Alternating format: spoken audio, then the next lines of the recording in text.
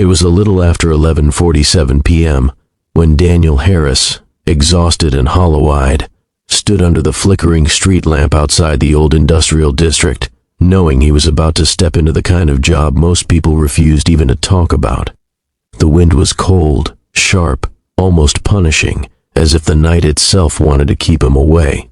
Yet he walked forward anyway, because fathers don't get to quit, especially not when a fragile little girl sleeps in a warm bed at home, depending on them for every tomorrow. He had exactly $12 left in his wallet, a stack of unpaid bills waiting on the kitchen counter, and a heart that had fought too hard to give up now. And as he turned the corner toward the rusty warehouse door, he didn't know that before the next sunrise, someone powerful, someone untouchable would be standing on his porch, demanding to know what had happened inside that building and why her world would never be the same again. If you believe in kindness, second chances, and stories that remind us why humanity still matters, please like, comment, share, and subscribe to Silent Hope. It truly helps us continue bringing powerful stories your way.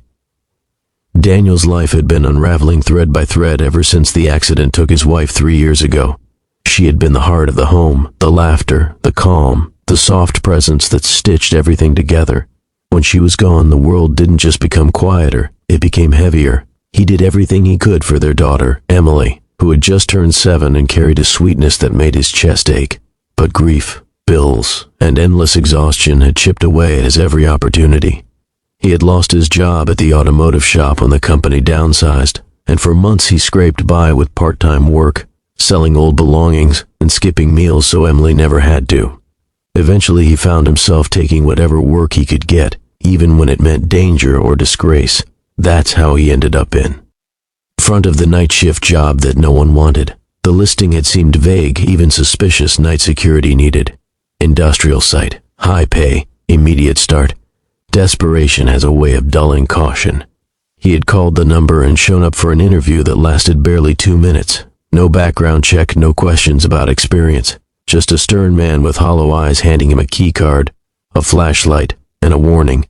Keep your mouth shut. Do your rounds and stay in the lit areas. Don't wander beyond the restricted section.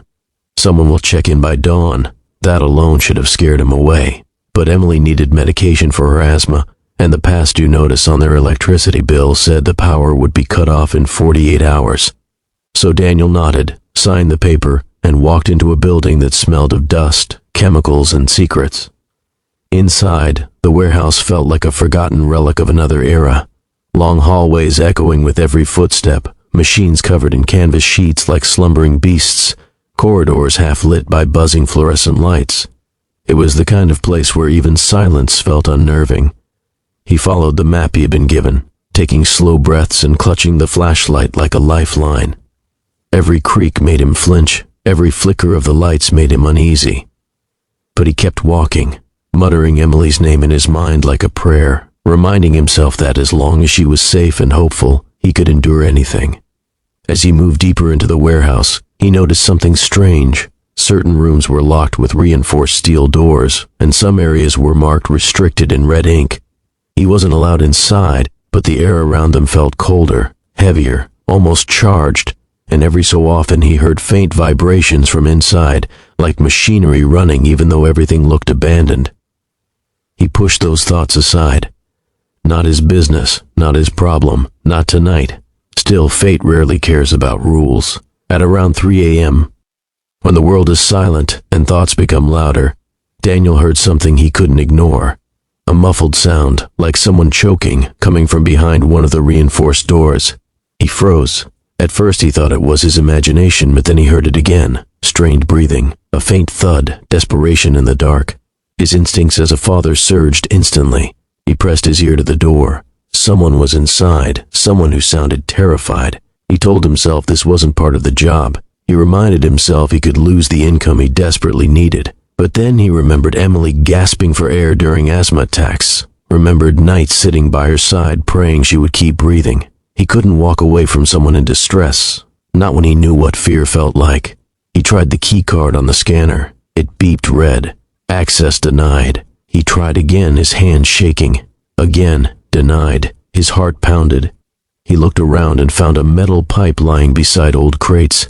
Without thinking further, he slammed it against the emergency release box. The glass shattered. The door clicked. It opened slowly, ominously. Inside the room, he found a young man in a lab uniform, unconscious on the floor, tangled in wires, a toppled machine beside him emitting thin smoke. The air smelled of burning plastic. Daniel rushed forward, dragging the man out just before the machine sparked and crackled. He laid him in the hallway and tapped his cheek until the man groaned weakly. The man whispered something that chilled Daniel. Tell Miss Winford, protocol failed, and then he passed out again. Daniel had no idea who Miss Winford was, but he knew the man needed help fast. He dialed the number he had been given for emergencies. It rang once, then disconnected. He tried again. Same result. A knot tightened in his gut. Something was very wrong here. He had a choice: flee and pretend he saw nothing, or stay and try to help a stranger trapped in a dangerous place. He stayed. He found a first aid kit, lifted the unconscious man as carefully as he could, and carried him toward the safer lit corridor. His muscles screamed from fatigue, but he didn't stop until he got the man outside, into fresh air. He sat with him in the cold, waiting, praying that someone, anyone, would show up. But dawn came slowly, pale and unforgiving, and no one arrived. With trembling hands, he used the address on the man's ID badge and drove him in his old coughing car to a small private clinic. He left him at the emergency entrance, told the nurse everything he could, and walked away hoping he had done something right. Daniel reached home around 6:30 a.m., shoulders aching, eyes stinging, and heart beating too fast. Emily was still asleep, curled up with her faded stuffed bear. He kissed her forehead, whispered that Daddy was home, and began making her breakfast before she woke up. He tried to steady himself, tried to pretend the night had been normal. But then, at exactly 8:12 a.m., just as he was packing Emily's lunchbox, someone knocked on his door, firm, purposeful, and impossible to ignore. When he opened it, his breath caught. Standing on his porch was a sharply dressed woman in her mid-30s, with determined eyes, an air of authority, and 2 security officers flanking her. She looked like someone who lived in offices with glass walls and views of entire cities. Someone who made decisions that rippled across industries. Someone who was used to being obeyed. "Are you Daniel Harris?" she asked, her voice controlled but urgent. He nodded, gripping the doorframe.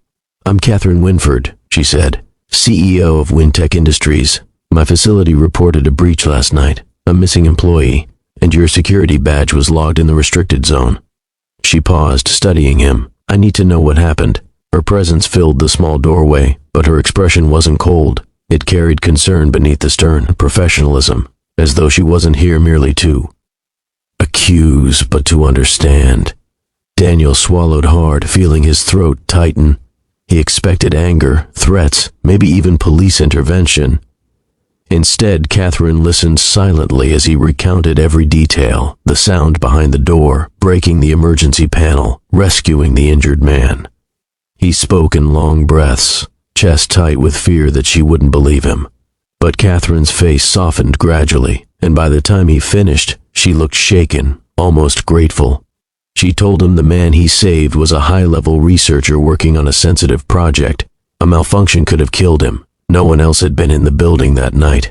Without Daniel, she said, the man would likely be dead. Then something unexpected happened. She asked him to sit. She stepped into his humble living room, noticing the worn sofa, the cracked wallpaper, the stack of bills half hidden under a magazine.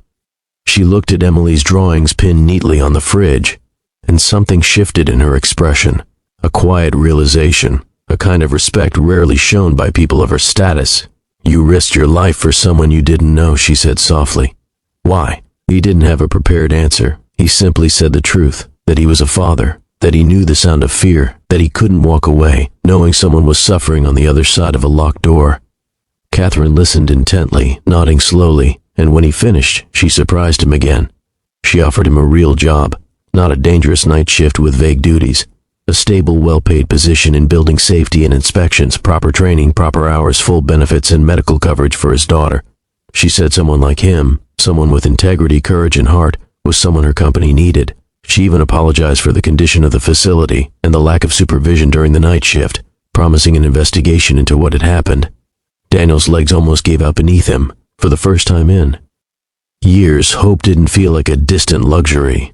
It felt real, breathing, standing right in front of him. But it didn't end there.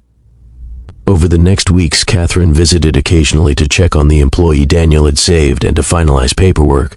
In those visits, she saw more of Daniel's world, the way he tenderly helped Emily with homework, the way he pushed through exhaustion to keep life joyful for her. She saw a man quietly fighting enormous battles with dignity. And though she was a CEO surrounded by wealth and influence, something about Daniel's steady resilience humbled her. She arranged for Emily's medical expenses to be fully covered under the company plan. She ensured Daniel had transportation assistance until he could afford repairs. She even stopped by once with books and toys for Emily, though she claimed they were extras from the company donation drive. Emily hugged her. Daniel didn't know what to say, but fate wasn't done teaching both of them lessons. One evening, a month after the incident, storm clouds gathered early, and the city lights flickered under the rumbling sky. Daniel came home from work to find a letter from the clinic waiting for him, a letter praising him for saving the researcher's life, and stating that the man had fully recovered. Attached was a note written by the researcher himself, thanking Daniel for not ignoring the cries he heard, for risking everything. The letter ended with, "You didn't just save my life, you saved my family's future." Daniel stood there holding the pages, tears blurring his vision, and behind him, Emily hugged him tight, whispering, "Daddy, you're my hero."